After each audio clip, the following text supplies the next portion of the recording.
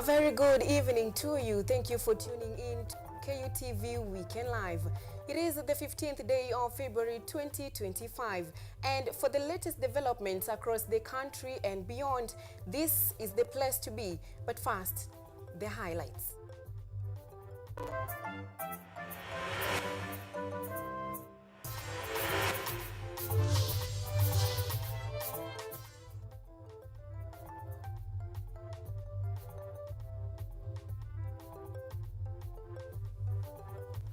Remember that this broadcast is live across all of social media platforms.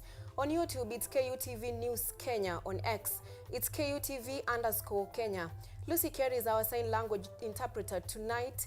My name is Ochieng Cynthia. Let's get started. Now, Raila Odinga has lost in the African Union Commission AUC chairmanship elections held this evening in Addis Ababa. Raila fought a hard battle, losing it in the 7th round against Djibouti's candidate Mohamed Ali Yusuf. Raila won in the first and second round, and then things changed thereafter, with Djibouti's candidate winning the next 5 rounds, prompting Raila to drop from the race. Madagascar's candidate Richard Randriamandrato was also eliminated the 3rd round.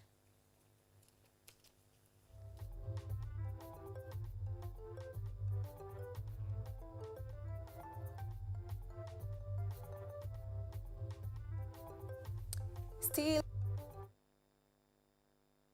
moments before Raila's failed attempt to take over the AUC chairmanship position, a wave of optimism and nervous anticipation grappled the country for the better part of Saturday as Raila Odinga faced one of the most significant diplomatic contests of his career in the elections.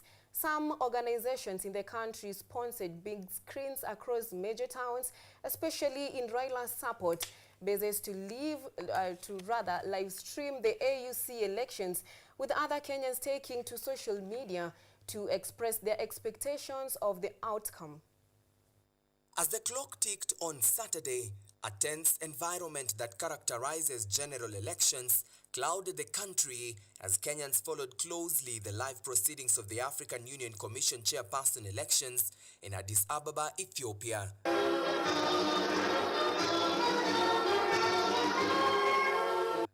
One by one, heads of state made their way to the Nelson Mandela Conference Hall for the 38th Ordinary Summit of Heads of State and Government for statements from various leaders and opening remarks from the outgoing AUC chair Moussa Faki, and thereafter the long-awaited elections. The first is a word of deep gratitude to your excellencies for the trust that you have placed in me by electing me for 2 successive terms as the chairperson of the African Union Commission. All this while, Kenyans were following closely on their screens and across social media platforms where the AUC topic was rife. Stands as a symbol of African unity. In Nairobi, Kenyans thronged the Aga Khan Walk and the Parliament Cardinal Otunga Road intersection for a public watch party characterized by song, dance, and other forms of entertainment. Similar arrangements were also witnessed in Raila's support bases like Kisumu, where residents gathered around big screens for watch parties as a sign of solidarity to former Prime Minister Raila Odinga. Apart from the watch parties, huge delegations including elected leaders and ordinary Kenyans traveled to Addis Ababa. For instance, county assemblies of Kisumu, Siaya, Migori and Homa Bay could not conduct business from Wednesday as most of the MCAs were either en route or had landed in Ethiopia. Back home, leaders from across the political divide joined Kenyans in expressing optimism and support for Odinga. And we wish Baba all the best. Yes. You know, when it comes to that, yeye ni si yeye ni Mkenya. Na anabeberisha bendera ya wapi? Si ni ya Kenya. Theo Masharia for KUTV. Now, Angolan President João Lourenço, chairperson of the African Union, AU, succeeding Mauritania's Mohamed Sheikh El Ghazouani, who held the position since February last year.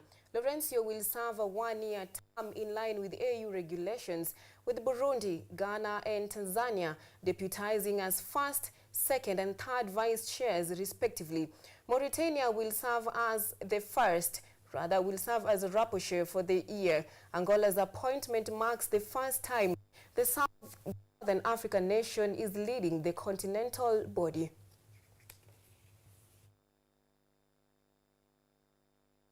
Unemployment being a key subject that is making headline among graduating students.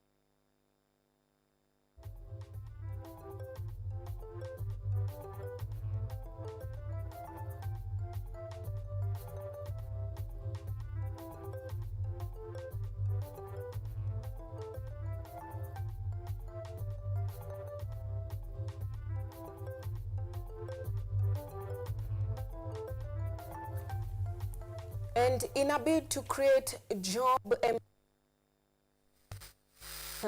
youth fellowship, stakeholders have called on the youths to embrace self-employment jobs. Emily Maina, representing the Ministry of Youth institutions, equipping skills to the youth. Unemployment being a key subject that is making headline among graduating students has attracted concerns from the government and stakeholders. The introduction of the TVETs institution have been said to be the gateway to solving unemployment. In the graduation ceremony of the International Youth Fellowship, graced by Ministry of Youth Affairs represented by Director of Youth Social Development Emily Maina, the graduates have been called on to use talents and skills acquired in their coursework to open their own opportunities. The youth population in Kenya is 75% of the population. And that is why we have to be very careful to ensure that these young people are empowered. You remember what was happening sometimes in June. It is a demonstration that these people need to be engaged so that we can have peaceful coexistence with them. And that is why partnership and stakeholders are very, very important. We are pushing a wide spectrum of intervention as a ministry. The ministry is working to ensure that those opportunities are there. In this regard, I'm sincerely thankful to IYF for their invaluable contribution for the youth of this country. You know very well the population of young people is very high. And when you get a partner who is willing to give all their energy and strength and their money to empower the young people of this country, that one is very, very commendable. On her part, Deputy Governor Kiambu County, Rosemary Njeri, encouraged the youths to focus on self-employment, insisting that entrepreneurial skills and innovations will go a long way to solving the job crisis in Kenya. Parents, on the other hand, have been called on to support their children to tap into their talents so that they can fulfill their goals in life.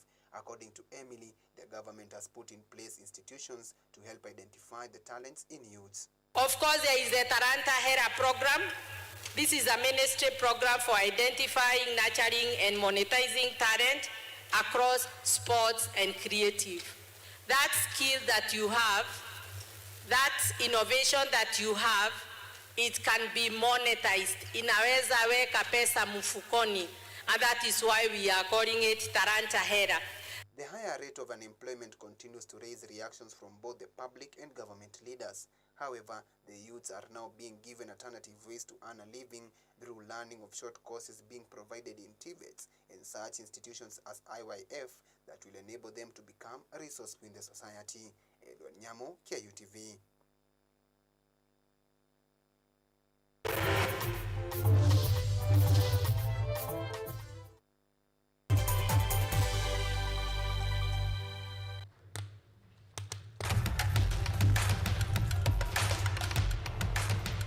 Access to knowledge,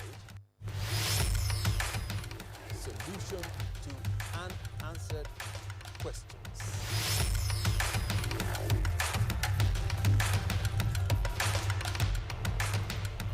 Guidelines to pursuing your rights and repossessing your property, intellectual or material. This and more only on Law Matters.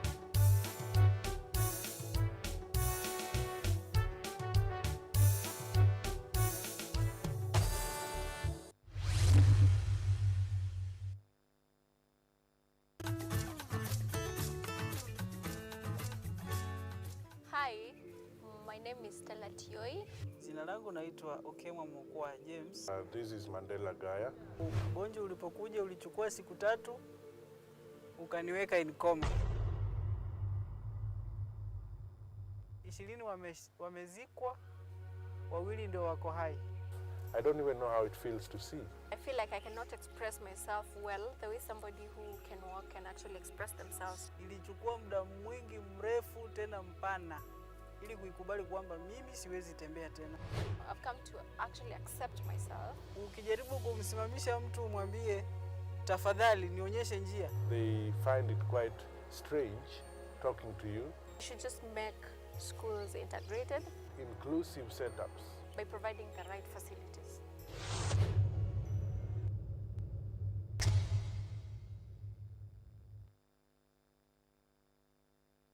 Are you an aspiring media practitioner, a graduate, or you just want to advance your skills in television production?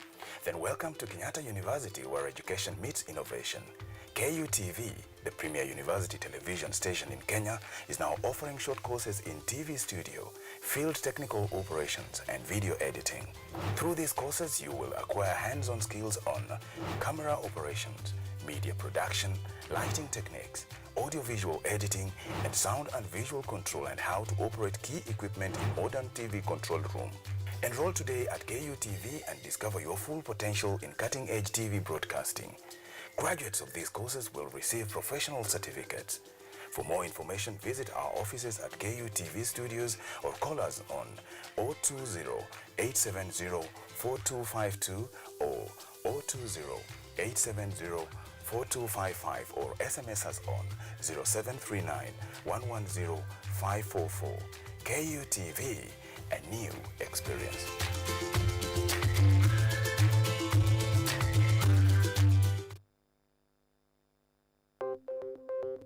Maelfu na maelfu ya wahamiaji wakiwa na watoto kutoka nchi za Amerika ya Kati wanaendelea kuwasili kwenye mpaka kati ya Marekani na Mexico. But folks, I'm going. Thank you very, very much. I appreciate it. Thank you. Ni habari kutoka pembe zote duniani. Pepo pasi kukufuku. Pepo pa ni idea. Tazidi ananyonya, hanyonyi vizuri, anakuwa hayuko comfortable. Jeshi la Jamhuri ya Kidemokrasia ya Kongo linapambana na waasi wa ADF.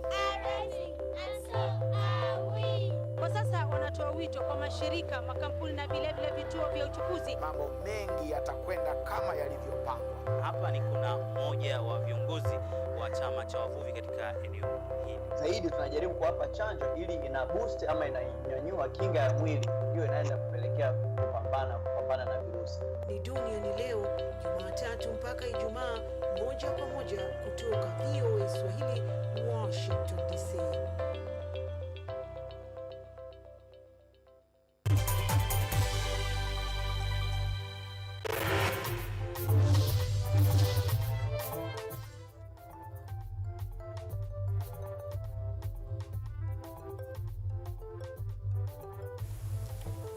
Welcome back. Now, Treasury Cabinet Secretary John Mbadi has issued a directive to boards of 6 regional development authorities to halt all promotions, new recruitment or appointments and project implementations with reasons that they will either be privatized or done away with. These ARDs, which include Coast Development Authority, Ewasonyiro North and South Development Authorities, Kerio Valley Development Authority, Lake Basin Development Authority, and the Tana River Development Authority, have hence been ordered to stop their operations. This stems from the President William Ruto-led cabinet in Kakamega that dissolved to merge 42 state corporations into 20 parastatals to reduce redundancy.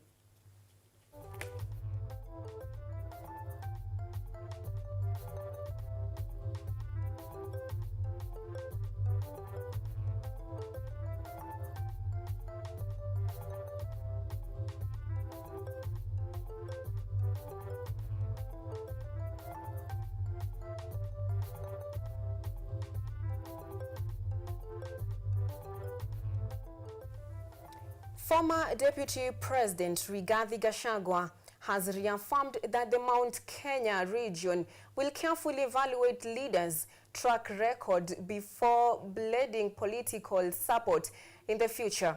Speaking in Olkolau, Nyandarua County, during the consecration of Bishop George Gathari of Full Gospel Church of Kenya, Gachagua accused President William Ruto of sidelining the region despite their overwhelming support in the last election. He claimed the community had been politically manipulated and vowed to chart a new path for the mountain. Addressing the theme of forgiveness from the day's sermon, Gachagua insisted that while the region may forgive, it will not forget. He condemned the alleged abductions and killings of young people, critical of the Kenya Kwanza administration, saying such acts should never be overlooked. Umesema mambo ya kondoo, Mungu peke yake ndiye anajua kondoo. Sisi hapo watu ya mlima tulijifanya wajuaji, tukajifanya tunajua kondoo. Kumbe alikuwa afisi, amevaa ngozi ya. Sasa wewe umesema mambo ya kondoo, mwenye kujua ni nani? In future tutakuwa careful.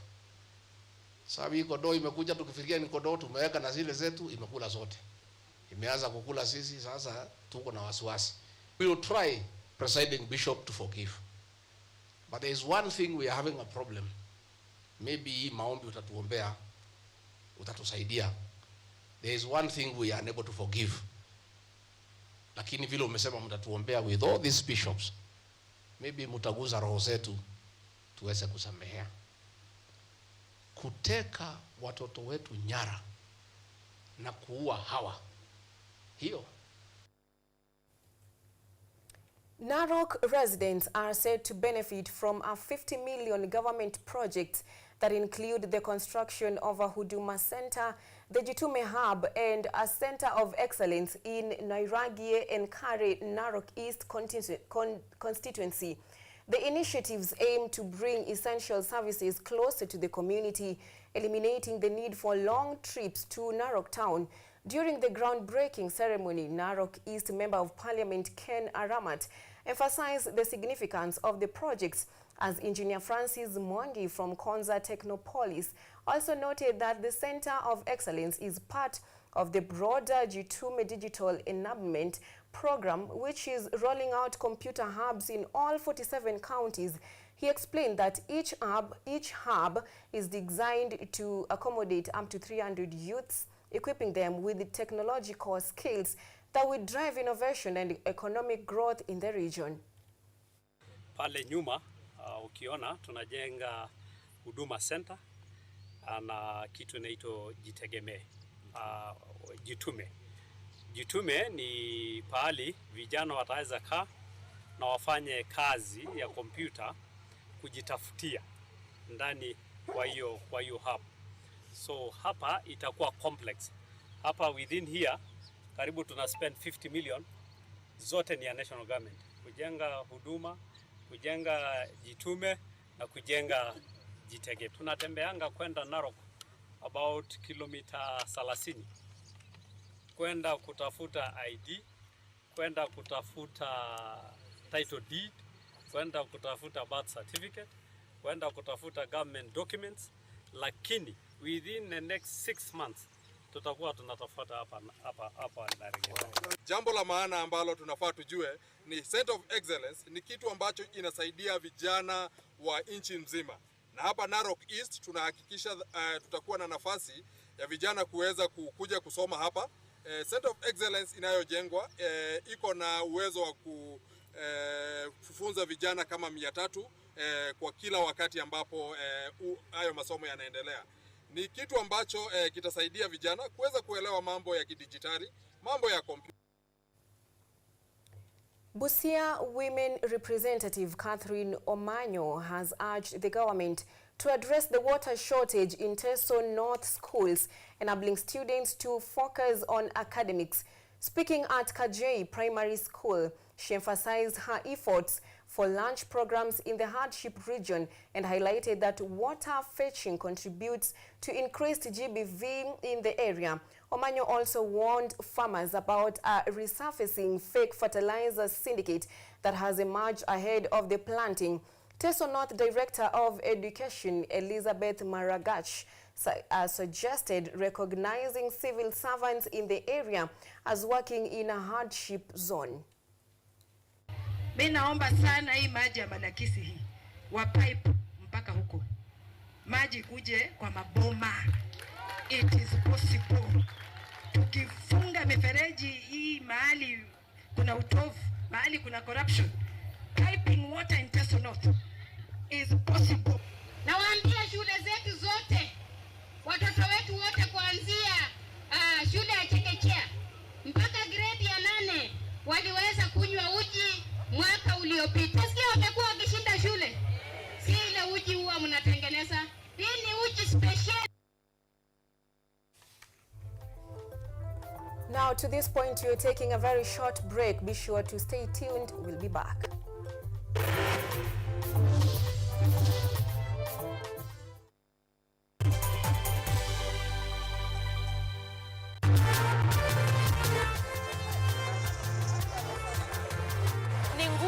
Na uso wa jamii. Kupanda shuka, akawa tuzo. Ukakamavu wake, ukatii na kumfanya mwenye bidii. Kwa machozi na makeke, akabaini jinsi ya kuwini. Huyu ni mwanamke ngangari, kwa jinsi alivyo ng'ari-ng'ari. Mimi ni mwanamke mwake. Usikose kutazama kipindi cha Mwanamke Mwake, nami Caroline Kimweli.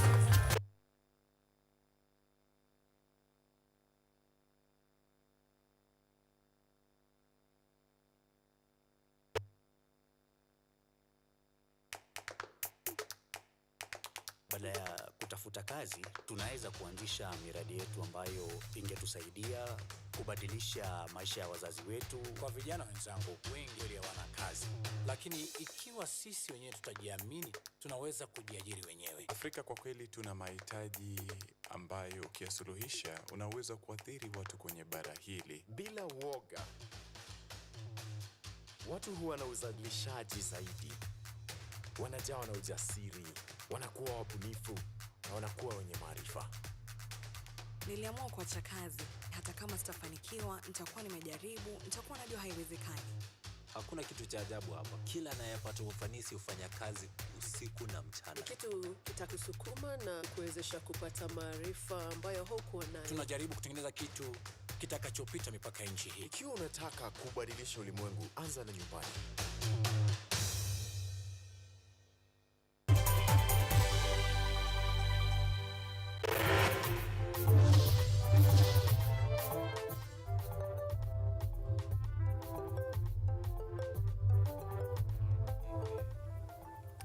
Welcome back. Now, the World Health Organization, WHO, says an estimated 50 million people worldwide suffer from epilepsy, a chronic neurological brain condition that is often complained or accompanied by loss of consciousness and uncontrolled bowel or bladder function. Take a look.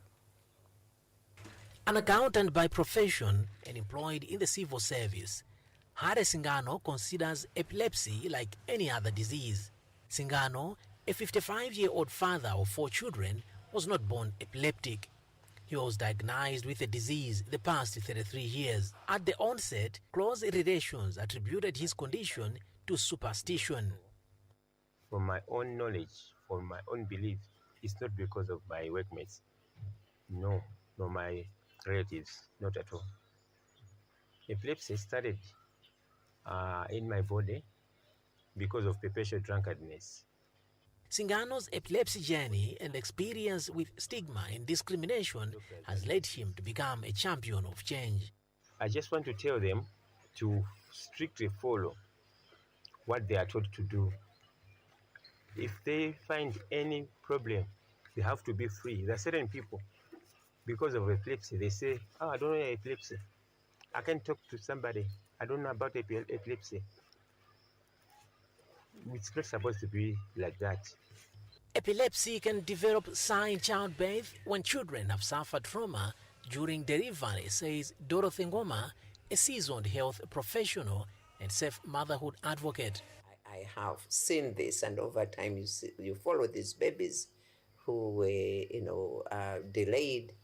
had delayed deliveries.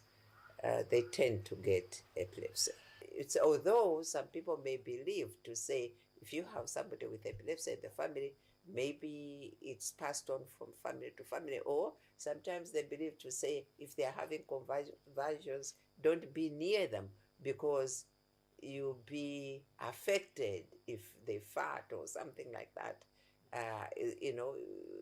The air around them is infectious, which is wrong. It's not true. International Bureau for Epilepsy, an advocacy and lobbying organization that fights for the rights of persons with epilepsy, has made inroads around awareness on epilepsy in 16 countries in Africa, including Malawi. We decided to come up with several interventions. One, we have awareness programs that we support as an organization. Currently, we are supporting 6 countries within Africa where they have full-fledged programs around epilepsy. A 2023 World Health Organization Country Disease Outlook report shows that non-communicable diseases, NCDs, are still a major health problem in Malawi. Malawi Ministry of Health says it has taken measures to respond to the high disease burden of the NCDs. This is a non-communicable disease, and actually it's manageable. When one is taking medication religiously, people wouldn't even know that this one is epileptic. So we are developing so many messages, including those on epilepsy. But even if patients like Singano can control their seizures, stigma and discrimination against those who suffer from the disorder can always be contained. Dispelling misconceptions against this group should therefore be prioritized. Chimwemwe Padata, VOA News, Lilongwe, Malawi.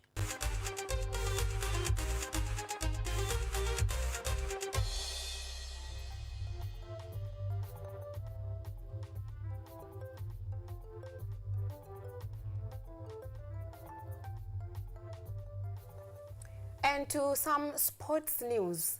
Arsenal secured a 2-0 victory over Leicester City, with Mikel Merino scoring both goals in the 81st and 87th minute.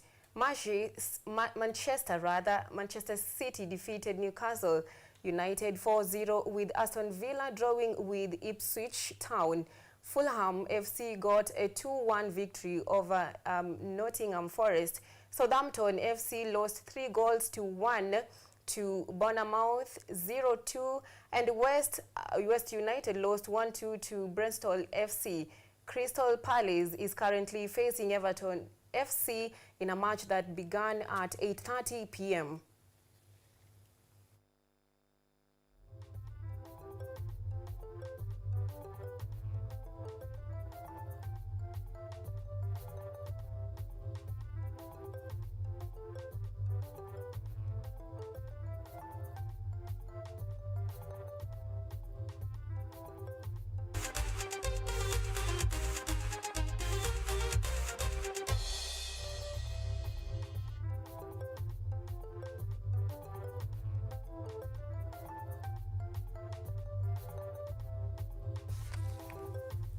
Now, that's all we had for you tonight. Thank you for trusting us to get you informed.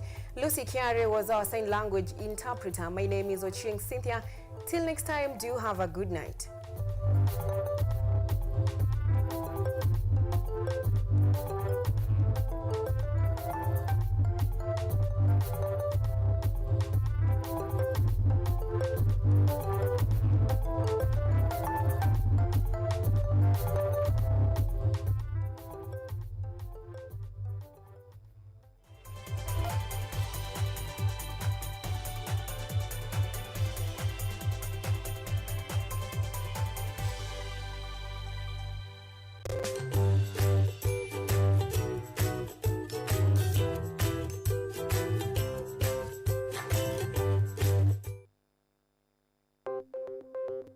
Maelfu na maelfu